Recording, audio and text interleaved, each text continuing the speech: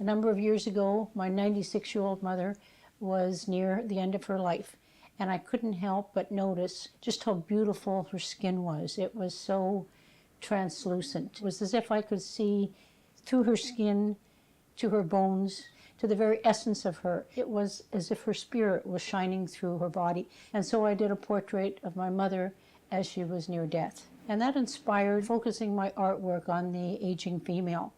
I work on translucent drafting film, and it allows me to work in layers.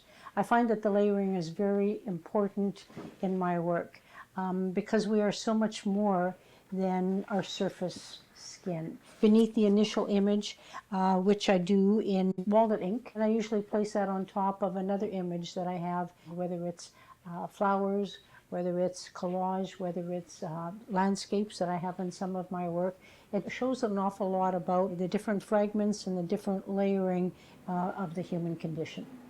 And that sort of sparked the idea that if I could do aging women, what about older men? They sometimes get ignored as well. So I did a series of work with myself and my partner. And from there came a whole series of work of an older couple. I really wanted to show not just the beauty of the aging body, but the fact that older people can be attractive, and that romance and sex and all of those wonderful life-giving forces are not just the element of the young, but can be experienced at any age. Out of that grew the idea of maybe other women would want to explore their own body as the subject matter of their art. The whole concept was to either take the photographs or just the experience of being there with other women our age, and to take that experience and to turn it into an artwork or a body of work in our own mediums. What I've wanted to do on here is sort of abstract multimedia representation of a vulva shape, which is so symbolic of being a woman.